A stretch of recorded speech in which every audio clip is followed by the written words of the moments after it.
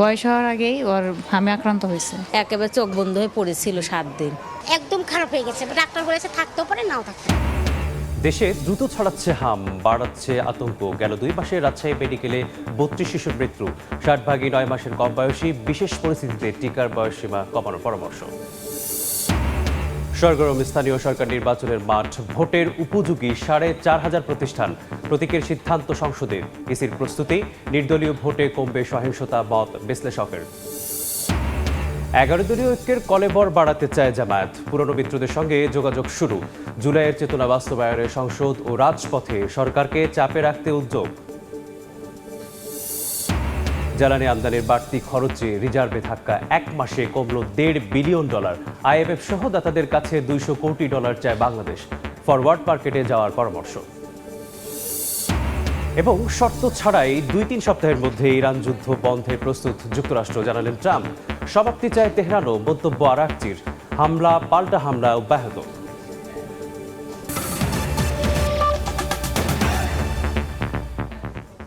সময় সংবাদের সঙ্গে আছি আমি মিসবাহুল আলিফ। দেশে দ্রুত ছড়াচ্ছে হাম, বাড়াচ্ছে আতঙ্ক।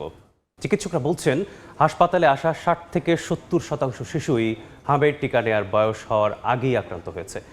বিশেষ পরিস্থিতিতে টিকার বয়সসীমা কমানোর পক্ষে চিকিৎসকরা। এদিকে যারা মারা গেছে তাদের বেশিরভাগই হামের পাশাপাশি অন্য রোগে আক্রান্ত ছিল।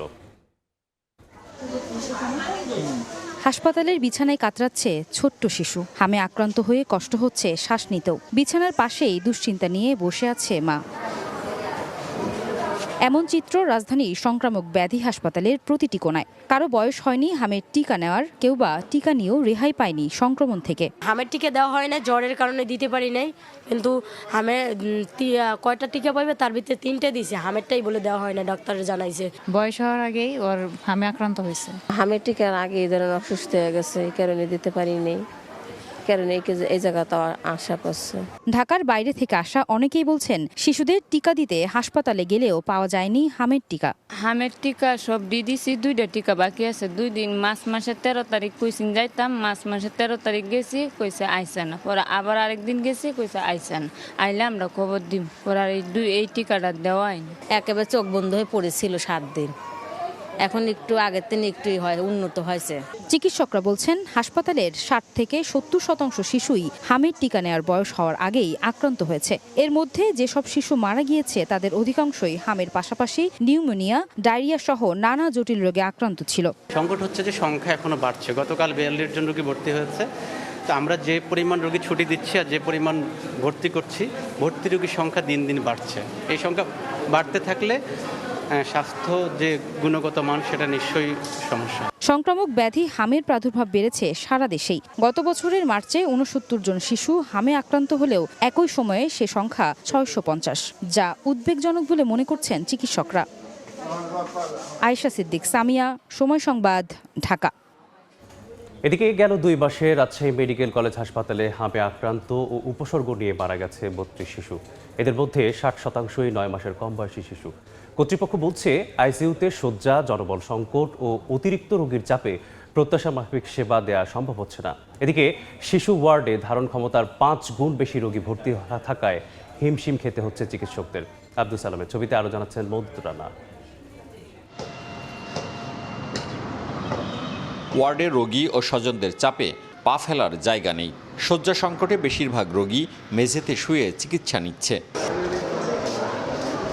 রাজশাহী মেডিকেল কলেজ হাসপাতাল কর্তৃপক্ষ জানিয়েছে শিশুরোগ বিভাগে 3টি ওয়ার্ড, সরকার অনুমোদিত বেড 200, রোগী ভর্তি থাকছে প্রায় 5 গুণ অর্থাৎ 1000। অতিরিক্ত রোগীর চাপে পরিস্থিতি সামাল দিতে হিমশিম খাচ্ছে তারা। হাসপাতাল সূত্রে গত 7 মাসে নিউমোনিয়া, শ্বাসকষ্ট, হামসহ বিভিন্ন রোগে 28,500 শিশু চিকিৎসা নিয়েছে। এর মধ্যে মারা গেছে 2255 জন। মার্চ মাসেই মারা গেছে 306 শিশু। গড় হিসেবে প্রতিদিন 10 জন শিশু মারা গেছে। মৃত্যুহার 7.93%। যারা নিওনেট তাদের ডেথ রেট কিন্তু অনেক হাই, আর অন্য বড় বাচ্চা যেগুলো যাদের বয়স 29 দিন থেকে 12 বছর তাদের ডেথ রেট ওই আমাদের 1%-এর নিচেই বেশিরভাগ থাকে। গত 2 মাসে এই হাসপাতালে হামে শিশু ভর্তি হয়েছে অন্তত 300। শতকরা 60 ভাগই 6 মাস বয়সী শিশু। হামের উপসর্গে 29 আর পজিটিভ হয়ে মারা গেছে 3 জন। স্বজনরা বলছেন রোগীর চাপ আর অব্যবস্থাপনার কারণে ব্যাহত হচ্ছে চিকিৎসা। একটা করে বেডে 5টা করে বাচ্চা, 4টা করে বাচ্চা, বসতে দিচ্ছে না, জায়গা নাই। তারপর ছেলে একদম খারাপ হয়ে গেছে, ডাক্তার বলেছে থাকতেও পারে নাও থাকতে পারে। তারপরে আমার তো অবস্থা খারাপ, তারপরে আমার ভাইরা আমাদেরকে এই যে আইসিইউতে নিয়ে গেছে। আইসিইউতে ভর্তি হতে না পেরে হাসপাতালে চিকিৎসাধীন শিশু মারা যাওয়ার তালিকাও দীর্ঘ হচ্ছে। চলতি মার্চেই অন্তত 50 শিশু আইসিইউতে ভর্তির সুযোগ না পেয়ে মারা গেছে। আমরা 1 ঘন্টা ধরে ওদেরকে ঘেঙ্গাচ্ছি যে ভাই আমাদেরকে আইসিইউ লিখে দেন, ওনারা আইসিইউ লিখে দেয়নি। হার্ট অ্যাটাক করার পর 4-5 মিনিট পর বাচ্চা মারা গেছে। এত রুগী আপনার আইসিইউতে, মারাত্মক অবস্থা। আজকে সকালবেলা একজন দৌড়ে এসে হাত আকুতি মিনতি করছে, আমার বাচ্চার জন্য একটা আইসিইউ দাও। হাসপাতাল কর্তৃপক্ষ বলছে সীমিত জনবল, আইসিইউ শয্যা ও যন্ত্রপাতি সংকট, অতিরিক্ত চাপ শিশু মারা যাওয়ার অন্যতম কারণ।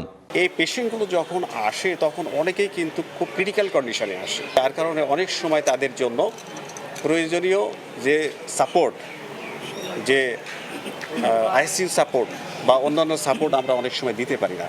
তারপরে আমাদের যে সীমিত জনবল, এই জনবল নিয়ে আমরা আমাদের সর্বোচ্চ চেষ্টা করে যাচ্ছি। রাজশাহী মেডিকেল কলেজ হাসপাতাল কর্তৃপক্ষ হামের রোগীদের চিকিৎসায় একটি বিশেষায়িত ওয়ার্ড, 2টি ওয়ার্ডে কর্নার স্থাপন করেছে। মওদুদ রানা, সময় সংবাদ, রাজশাহী। এই মুহূর্তে শ্যামলী শিশু হাসপাতালে আছেন সহকর্মী মনির হোসাইন এবং রাজশাহী মেডিকেলে আছেন মওদুদ রানা। সরাসরি প্রথমে যুক্ত হব মনিরের সাথে। মনির,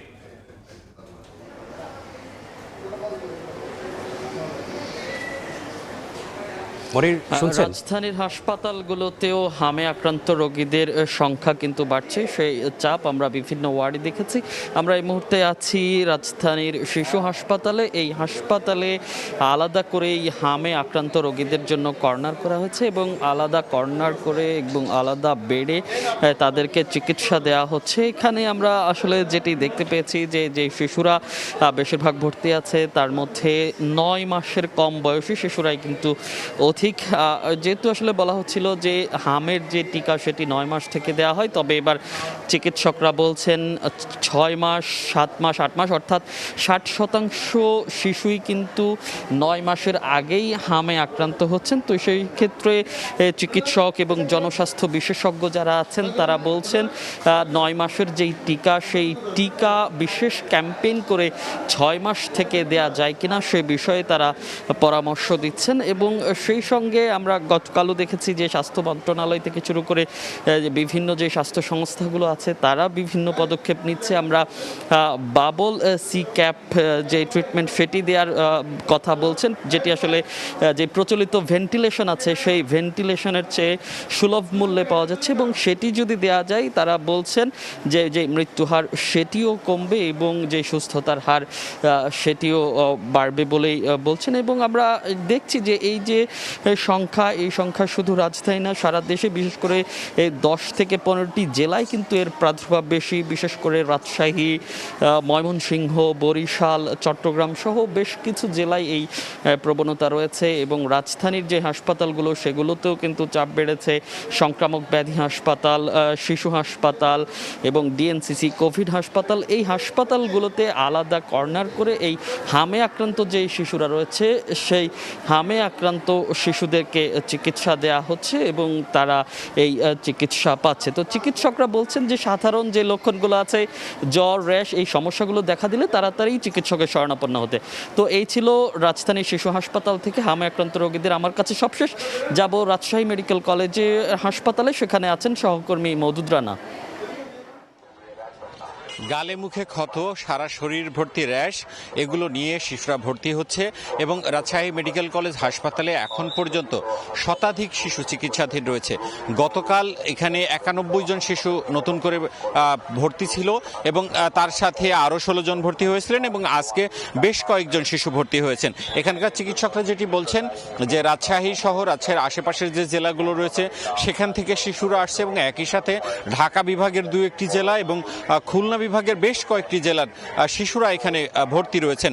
রাজশাহীতে শিশু ইউনিটে 3টি ওয়ার্ড রয়েছে, 3টি ইউনিটে প্রায় 700-র মতো শিশু বাচ্চা ভর্তি রয়েছে। এর মধ্যে হামের উপসর্গের যারা রয়েছেন তাদেরও চিকিৎসা চলছে এবং রাজশাহী মেডিকেল কলেজ হাসপাতাল 2টি আইসোলেশন কর্নার এবং একটি বিশেষায়িত ওয়ার্ড করেছে এবং সেখানে বিশেষায়িত ওয়ার্ডে 40 জন শিশু চিকিৎসা নিচ্ছে।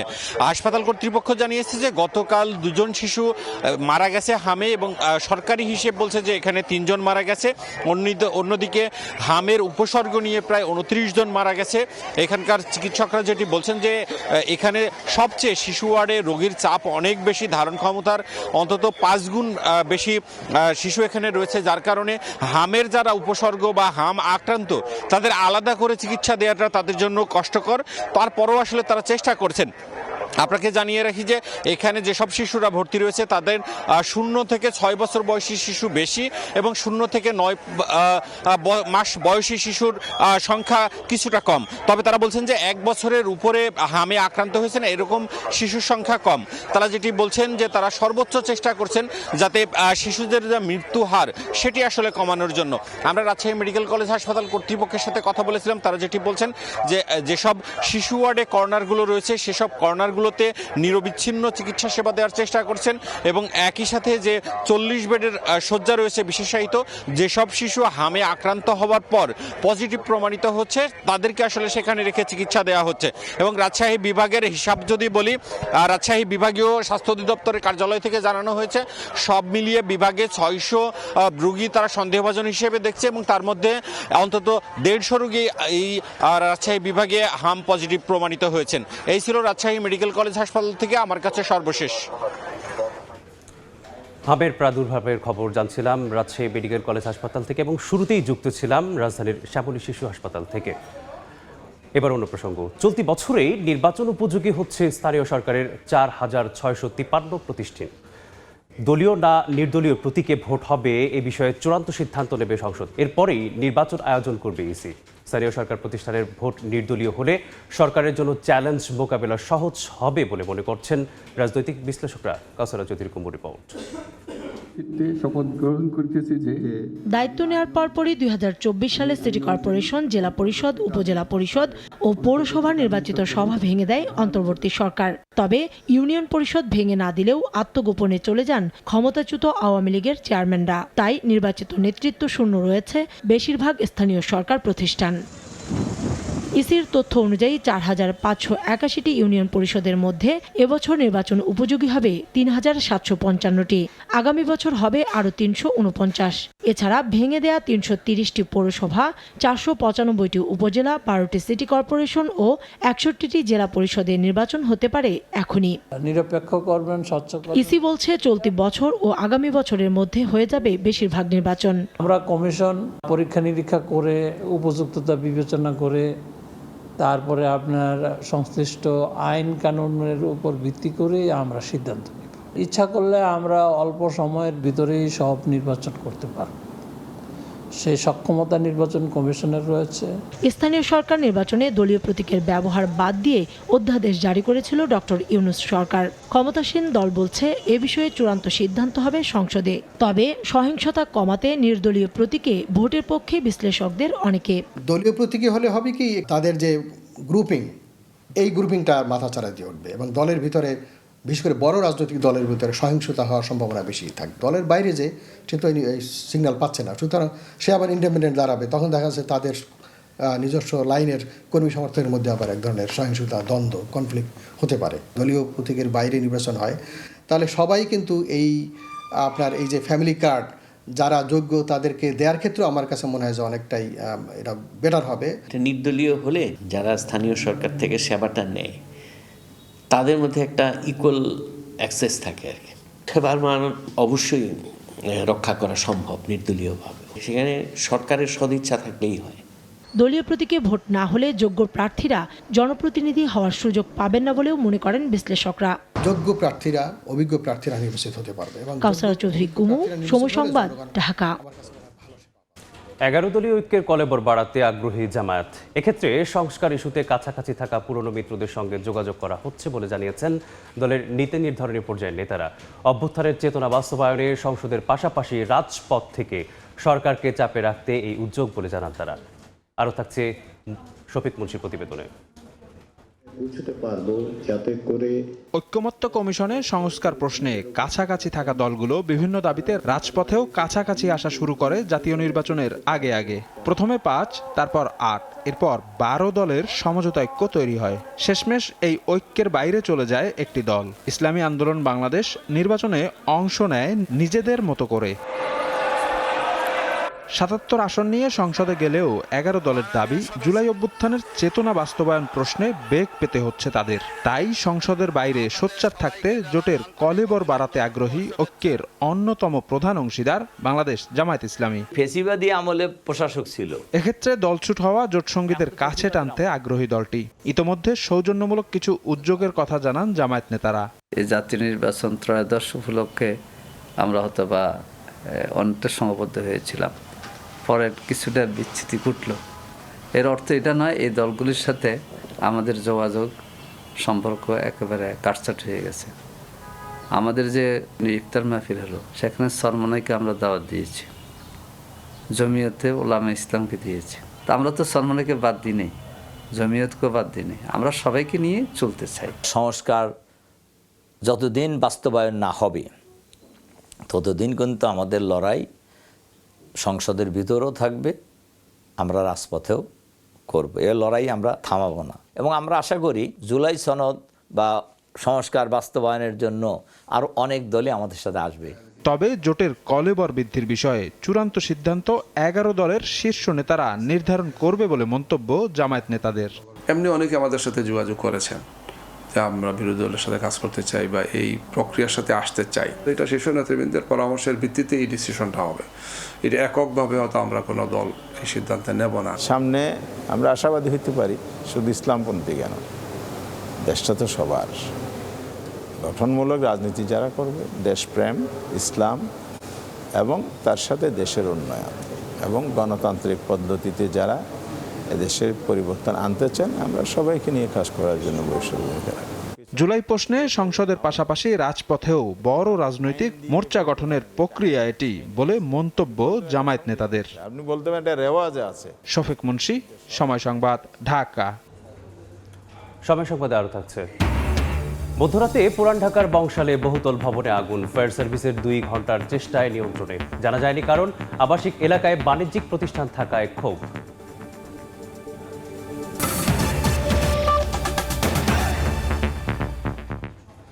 রাজধানীর বিভিন্ন পাম্পে জ্বালানি তেলের জন্য যানবাহনের লম্বা লাইন। এই মুহূর্তে পরিবাগে আছেন সহকর্মী মানিক মোহাম্মদ ওমর, সরাসরি যুক্ত হব তার সাথে।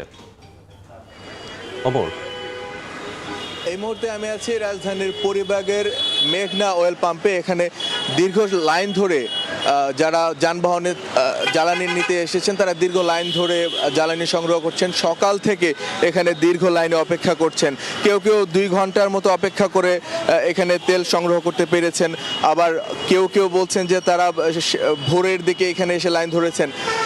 পরিবাগ থেকে লাইন ধরতে ধরতে শাহবাগ পার হয়ে সেটা আজিজ সুপার মার্কেট পার হয়ে গিয়েছিল, এমন দীর্ঘ লাইন হয়েছে এখানে এই মেঘনা অয়েল পাম্পে। আমরা তেল সংগ্রহ করতে আসা বিভিন্ন ব্যক্তিদের সঙ্গে আমরা কথা বলেছি। তারা আমাদেরকে যেটা জানিয়েছেন, বিভিন্ন পাম্প বন্ধ থাকায় এমন পরিস্থিতি তৈরি হয়েছে, দীর্ঘ লাইনের তৈরি হয়েছে। এই পাম্পের পাশে আরেকটি পাম্প রয়েছে যেটি পদ্মা অয়েল কোম্পানির তেল সরবরাহ করে থাকে। তারা অলরেডি একটা ব্যানার টানিয়ে দিয়েছে এই মর্মে যে তারা তেল সংগ্রহ করতে না পারায় তারা আসলে তেল সরবরাহ করতে পারছে না। যারা তেল নিতে আসছেন তাদের এই জন্য পাম্পটি বন্ধই করা হয়েছে। এইরকম বেশ কিছু পাম্প বন্ধ থাকায় যে পাম্পগুলো খোলা আছে সেগুলোর উপর বাড়তি চাপ তৈরি হয়েছে। এর মধ্যে গতকাল সরকার জানিয়েছে এপ্রিল মাসেও কোনো জ্বালানি তেলের দাম বৃদ্ধি করা হবে না। মধ্যপ্রাচ্য সংকটের কারণে জ্বালানি তেলের দাম প্রায় দ্বিগুণ হয়ে গেছে এর মধ্যে বিশ্ববাজারে তেলের দাম, কিন্তু বাংলাদেশে জনসাধারণের কথা চিন্তা করে সরকার এখন পর্যন্ত দাম সমন্বয় না করে আগের দামে তেল বিক্রি করার সিদ্ধান্ত নিয়েছে, কিন্তু মজুদে ঘাটতি থাকায় বেশ কিছু পাম্প এই শহরে বা দেশের বিভিন্ন জায়গায় বন্ধ থাকায় যে পাম্পগুলো এখন খোলা আছে সেগুলোতে একটা বাড়তি চাপ তৈরি হয়েছে। সেজন্য দীর্ঘ লাইন ধরে তেল সংগ্রহ করতে হচ্ছে যানবাহনগুলোকে। মোটরসাইকেল থেকে শুরু করে ব্যক্তিগত যান সবাই দীর্ঘ লাইন নিয়ে তেল সংগ্রহ করার চেষ্টা করছেন। কেউ কেউ ভোর 7টা 8টার দিকে এসে এখনো পর্যন্ত তেল নিতে পারেন না, এমনটাই আমাদেরকে জানিয়েছেন। 1.5 থেকে 2 ঘন্টা করে অপেক্ষা করতে হচ্ছে তাদেরকে। এই রোদে পড়ে এই ভোগান্তির কথা তারা আমাদেরকে বলছিলেন। তারা বলছিলেন যে এত সকালে এসেও তারা এখন পর্যন্ত তেল নিতে পারছিলেন না। এর মধ্যে তীব্র রোদ এবং এর মধ্যে গরম, এই ভোগান্তি সামনে রেখেই তারা এই তেল সংগ্রহ করার চেষ্টা করছেন। তার মধ্যে বিভিন্ন পাম্প বন্ধ থাকায় এই জটলাটা যেহেতু আরও বেড়েছে, তাদের অপেক্ষা আরও দীর্ঘতর হচ্ছে। আমরা পাম্পের মালিকদের সঙ্গে, কর্তৃপক্ষের সঙ্গে কথা বলার চেষ্টা করেছি। তারা আমাদেরকে জানিয়েছেন যে কিছু কিছু পাম্প বন্ধ হলেও তাদের কাছে এখনও এই পাম্পটিতে এখনও তেলের সরবরাহ আছে বলেই তারা এখনও তেল দিতে পারছেন। তবে ধৈর্য ধরে যারা তেল নিতে আসেন তাদের ধৈর্য ধরে তেল সংগ্রহ করার আহ্বান জানিয়েছেন। এই ছিল আমার কাছে সবশেষ। যুক্ত ছিলাম রাজধানীর পরিবার থেকে। এদিকে জ্বালানির দ্বিগুণ ব্যয় মেটাতে গিয়ে আবারও পুড়ছে রিজার্ভের খাতা। এক মাসে কমেছে প্রায় $1.5 বিলিয়ন। এ অবস্থায় বর্ধিত জ্বালানি ক্রয়ের খরচ সামালতে IMF সহ দাতা সংস্থা থেকে $200 কোটি প্রত্যাশা বাংলাদেশ ব্যাংকের।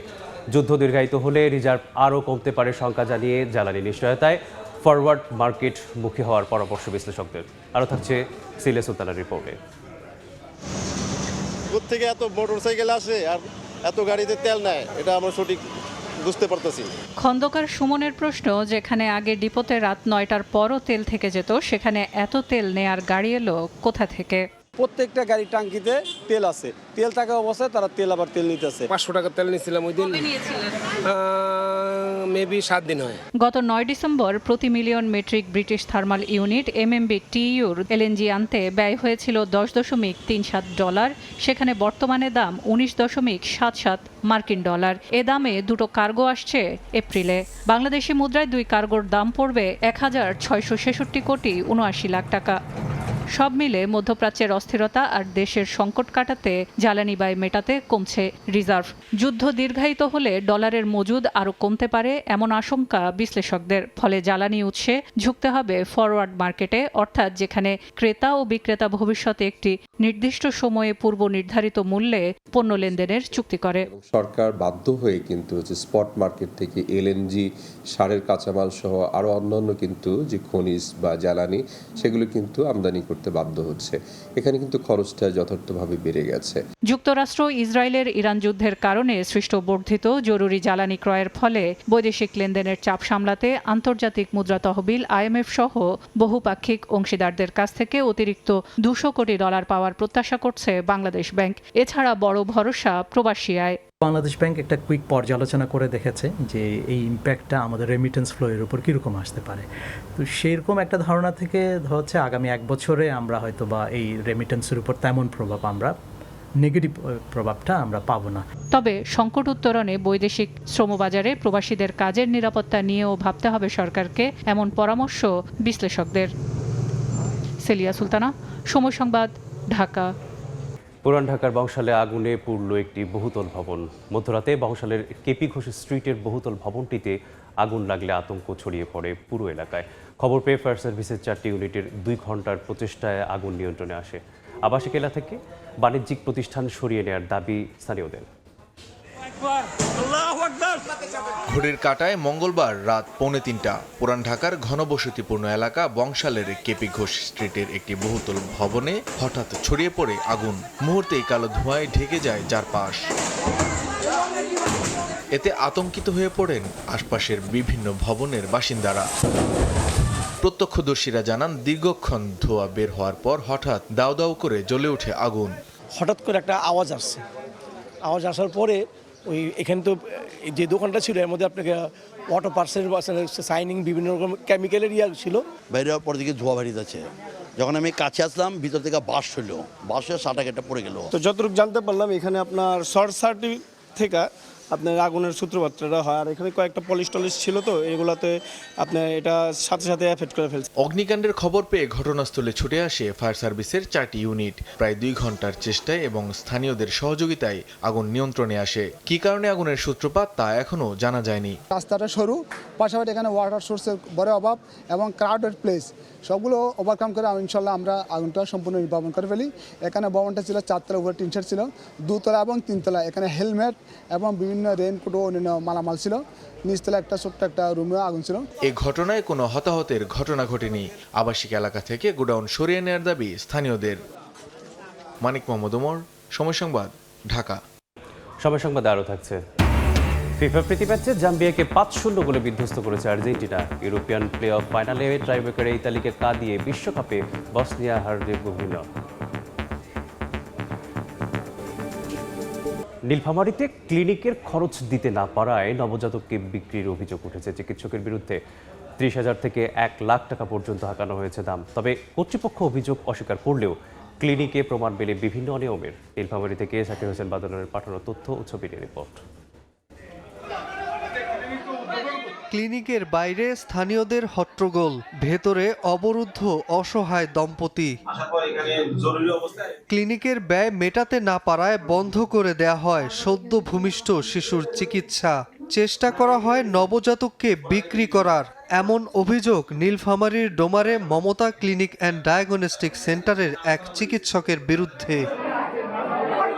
উপজেলার দক্ষিণ গোমনাতি এলাকার দিনমজুর রাকিবুল হাসানের স্ত্রী হাবিবা সুলতানা 27 মার্চ রাতে প্রসব বেদনা নিয়ে ভর্তি হন ক্লিনিকে। 29 তারিখ রিলিজ নেয়ার সময় বিল পরিশোধ করতে না পারায় তাদের আটকে রাখা হয় এবং বাচ্চা বিক্রির জন্য চাপ দেয়া হয় বলে অভিযোগ করেন এই দম্পতি।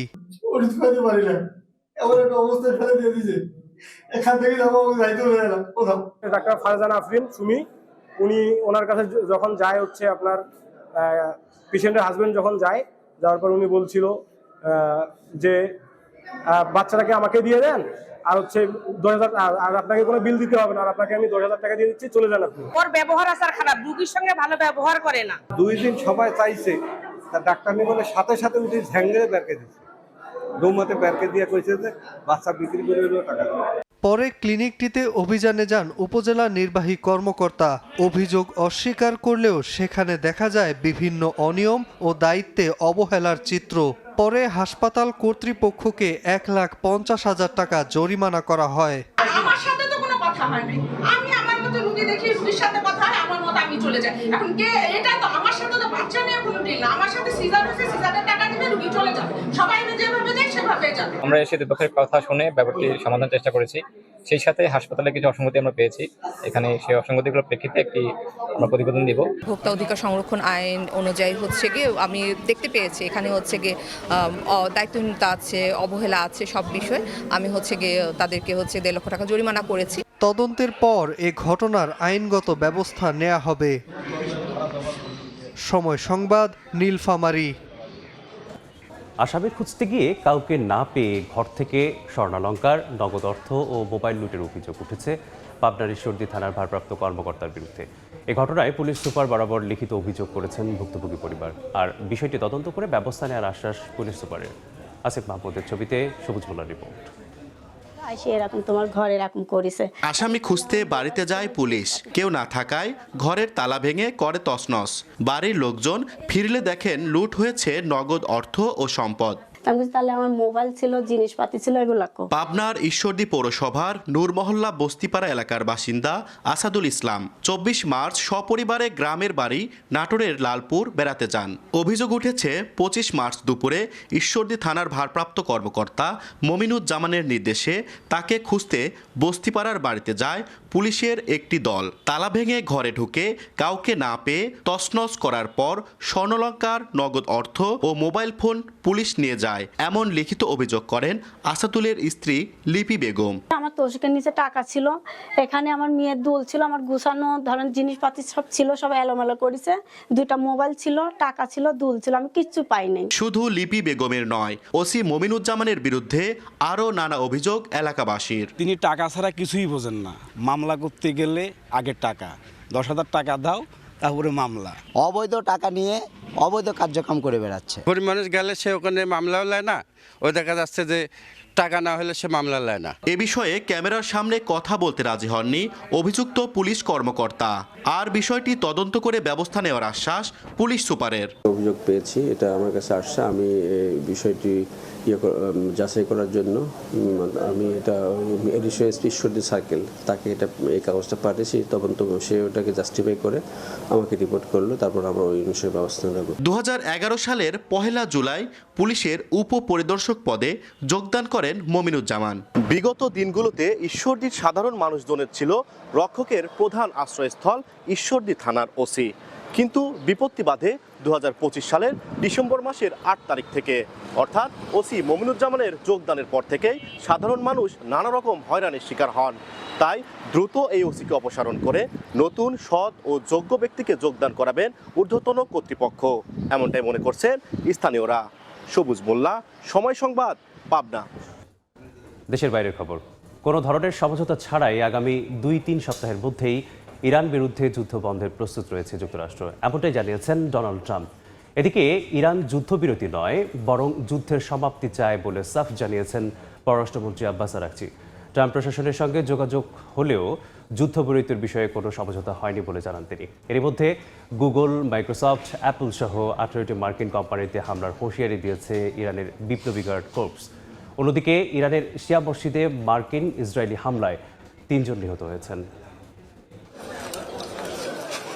মধ্যপ্রাচ্য জুড়ে অব্যাহত আছে ইরান ও ইসরায়েল যুক্তরাষ্ট্রের পাল্টাপাল্টি হামলা। স্থানীয় সময় মঙ্গলবার ইরানের জনজান শহরের একটি শিয়া মসজিদে মার্কিন ইসরায়েলি হামলায় বেশ কয়েকজন হতাহত হয়েছেন। প্রার্থনার হল সম্পূর্ণ ধ্বংস হয়ে গেছে। একই সঙ্গে তেহরানের বিভিন্ন স্থানে বিমান হামলা চালিয়েছে নেতানিয়াহু বাহিনী।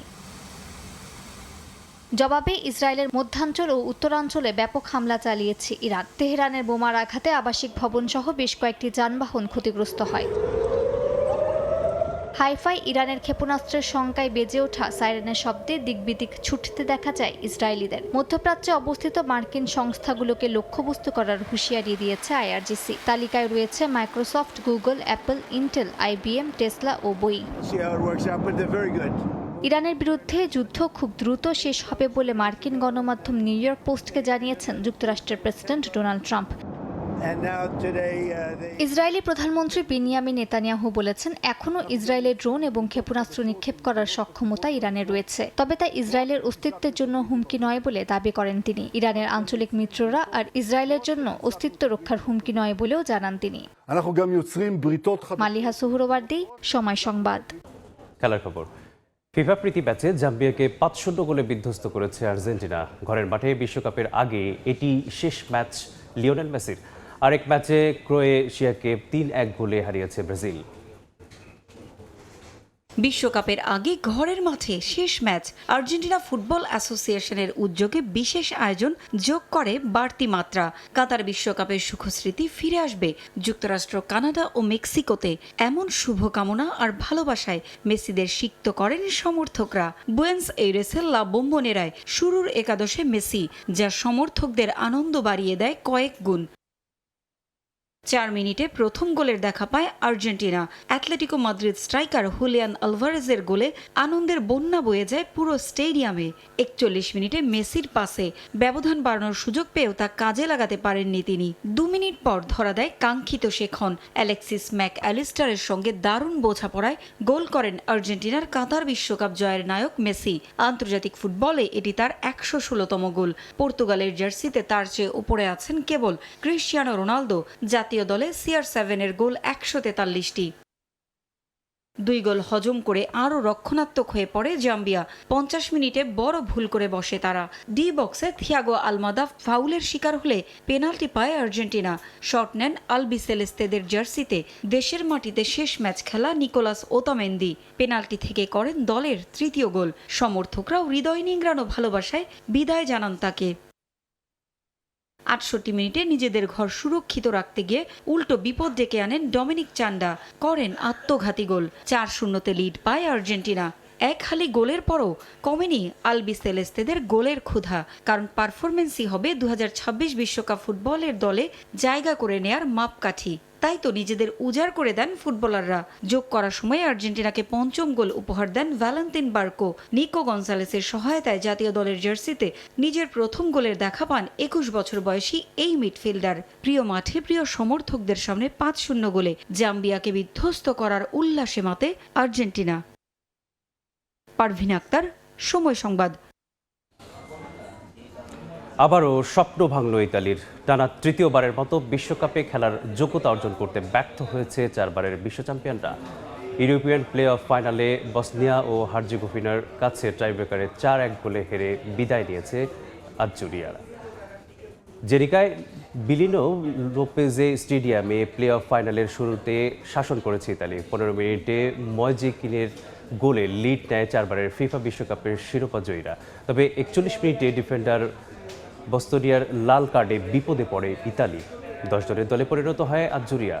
দ্বিতীয়ার্ধে আক্রমণের ধার আরও বাড়ায় বসনিয়া ও হার্জেগোভিনা। একাধিক সুযোগ পেলেও গোলের দেখা পাচ্ছিল না তারা। অবশেষে 69-79 মিনিটে তাবাকোভিচ গোল করলে চরম নাটকীয়তায় রূপ নেয় ম্যাচ।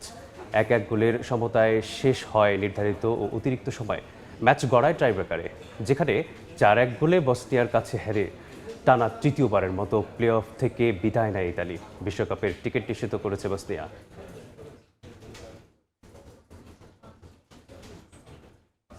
এ পর্যায়ে শীর্ষ সংবাদগুলো জানিয়ে দিচ্ছে আরেকবার।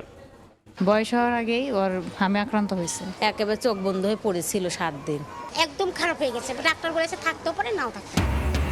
দ্রুত ছড়িয়ে পড়ছে হাম, সঙ্গে নিউমোনিয়া, ডায়রিয়ার প্রকোপ। 2 মাসে রাজশাহী মেডিকেলে 32 শিশুর মৃত্যু। 60 ভাগের বয়সী 9 মাসের কম। টিকার বয়সসীমা কমানোর তাগিদ। জ্বালানি তেল নিতে পাম্পে ভিড়, দীর্ঘ অপেক্ষার ভোগান্তি। দ্বিগুণ ব্যয়ে রিজার্ভেও ধাক্কা। 1 মাসে কমল $1.5 বিলিয়ন।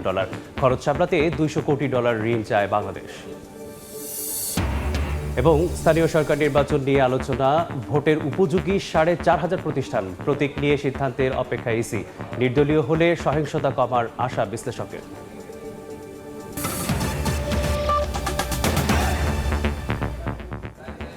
এই ছিল সকাল 10টার সময় সংবাদে। এরপর এ সময়ের বাণিজ্যের সঙ্গে থাকবেন ফরহাদুল ইসলাম। মিসবা, আপনাকে ধন্যবাদ। এ সময়ের বাণিজ্য নিয়ে আসছি কিছুক্ষণ পর, সঙ্গে থাকুন সময়ের।